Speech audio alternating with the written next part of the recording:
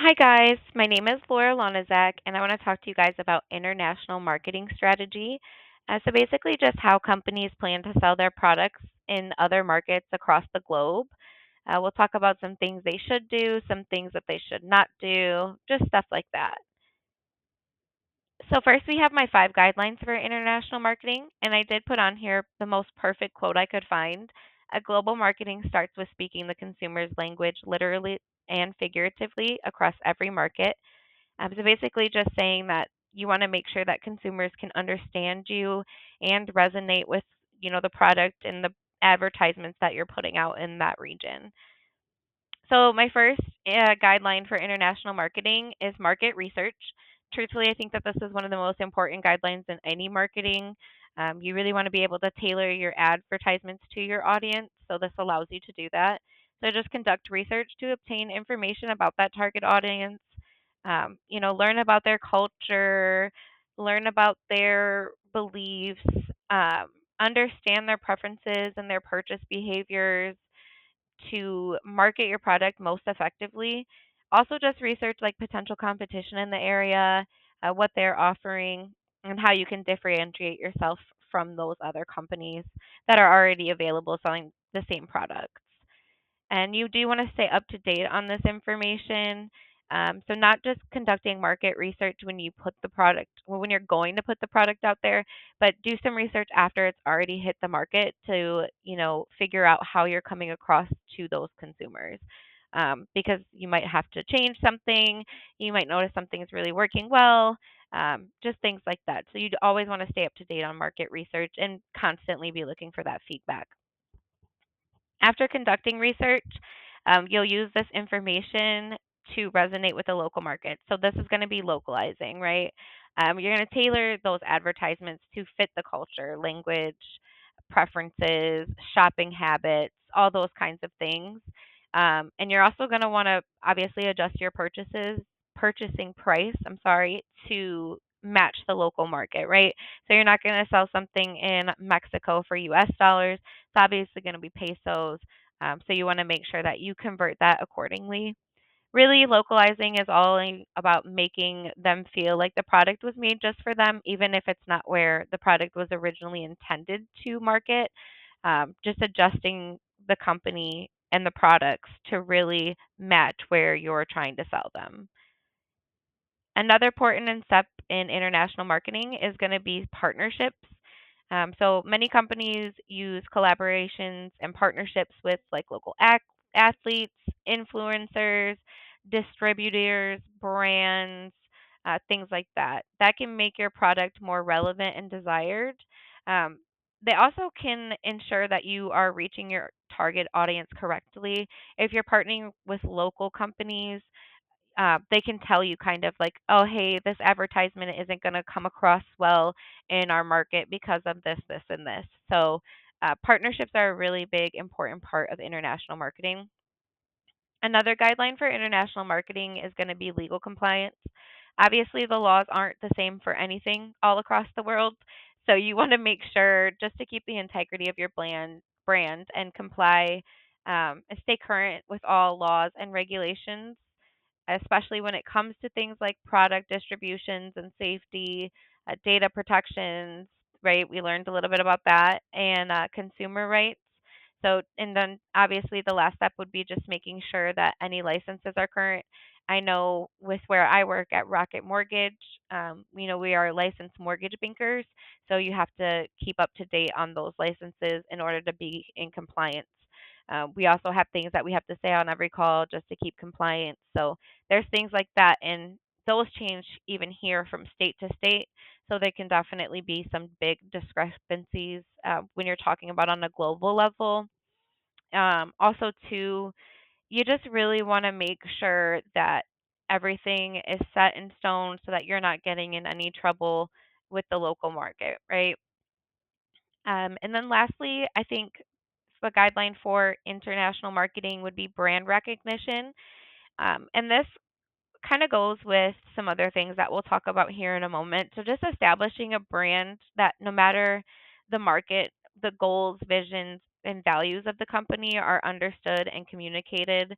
while still allowing for that localization of products and services. So, really, just making sure that your company is recognized on a global level, but as we talked about, tailoring products and advertisement to reach that audience. So we'll talk about some times that international marketing did not go well for companies. So the first example I put on here is Ford. Ford is a huge company, obviously, in the United States. They call them the Big Three here in Detroit. So I know a lot about Ford. I did not know about this. I thought it was a little funny, but um, in one of their advertisements, they adopted the slogan, every car has a high quality body. And that was just to kind of adhere to their manufacturing quality, right? They wanted to let everyone know that their cars were quality cars. But in Belgium, this translates to every car has a high quality corpse. So that's obviously not Ford's intentions.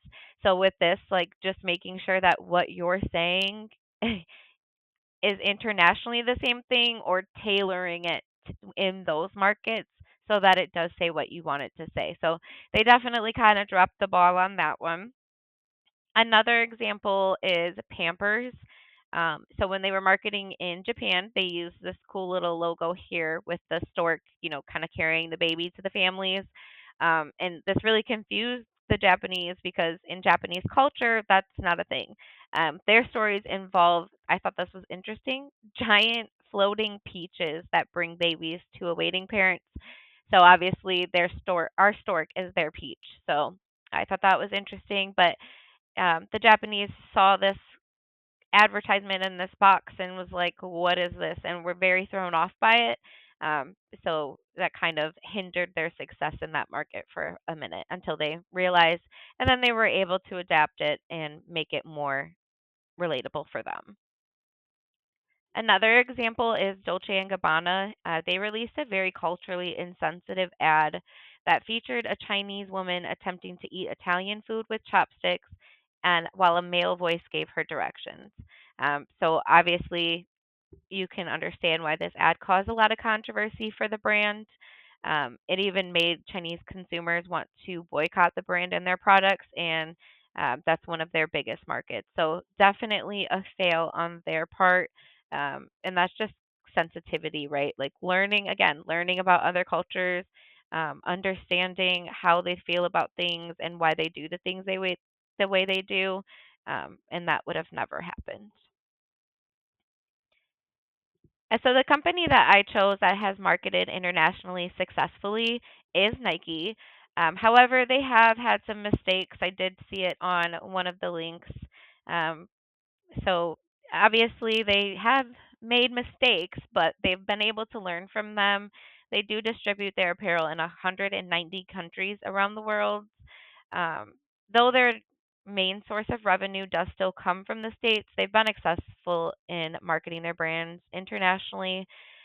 Their slogan is pretty much known anywhere in the world. It may have some different letters depending on which market they're in. So things like that. Sometimes they change the colors of it. But yeah, they maintain their dominance in the global market by using their pricing strategy, their ability to localize, and their ethical practices. And so my first example of Nike um, advertising on an international level is in China. And as you can see in this video here, that is one of the largest sources of revenue for Nike outside of the United States is China. And they made this advertisement here to adapt to their preferences. So they do see soccer and basketball are the most mentioned sports in this ad, and we all know soccer or football, as they call it, is huge in almost every country, really, besides America. So you'll see that here, and they do also partner with Chinese celebrities to appeal to them even more. uh, also made sure to include design elements like the colors red and gold in a lot of their shoes and clothes, to make them more appealing for them as well. And they also have the logo that is adapted in Chinese characters. So I thought that was pretty cool. So I'll talk about Nike in Japan.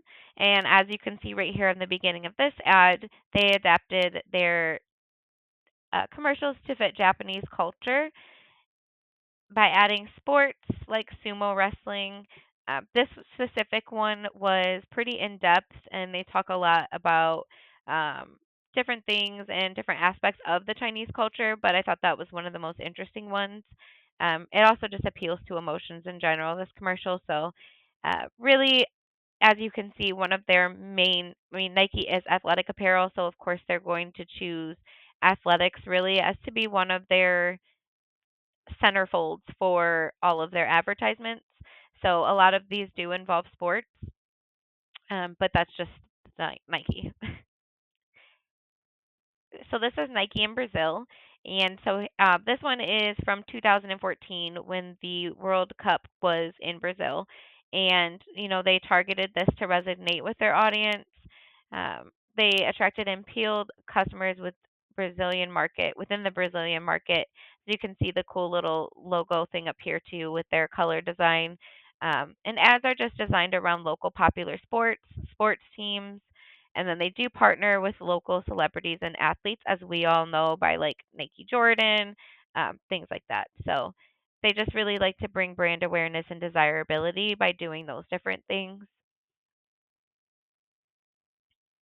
And then we have Nike in Canada as this once you see a famous hockey player, and the most famous sport in Canada is hockey. So they went ahead and adapted that to their market. Nike is also likely to market colder weather apparel in this market, as well as like Sweden, China, and Japan, because obviously they're colder. So they're not going to put winter commercials out in Brazil because it doesn't really get wintry there. But in places like Canada, um, and Sweden and stuff, they tend to put out more winter based commercials and have more winter based apparel that is specifically marketed to those markets. So, just some key takeaways that I learned from all of this research. Number one is that research should not be skipped. As you could see, there was a few examples there of like failed advertisements in other cultures because it didn't translate correctly. I also saw one about like the KFC where it was like finger licking good, but in some other country it comes off as like eat off all your fingers or something. So you definitely want to do research. Make sure that you know their legal compliances. Make sure that you understand your target audience, their culture, their beliefs, so that you're not coming off offensive or doing something that they would immediately be turned off by. You want to have brand consistency with flexibility and um, basically with that, just understanding your company's goals and making that clear to everyone else, your goals, your visions, your beliefs, and making that clear, but also in a way tailoring it so that it's able to resonate with the people of that region. I also learned cultural sensitivity is very important. This is something that I already knew, but it's definitely a takeaway for international marketing. You just want to be careful about what you're putting out there. Adaptability is another big one because, like I said, you might realize as like Nike and KFC had to realize what their slogan or their advertisements were actually saying in another culture. So if you get feedback that something is not working or turning people away, then you would have to adapt your marketing strategy. So just being adaptable is going to be an important part when you're marketing internationally. And lastly is just really leveraging the digital marketing. I've seen a lot of different ads for Nike all across the world, and it was kind of cool. I had never even thought to look that up before, so that was definitely an interesting thing to see. And lastly, we have references. So I did use a couple of different places. I did get some information straight off the Nike website. So yeah, I do appreciate everyone, and I hope you learned something.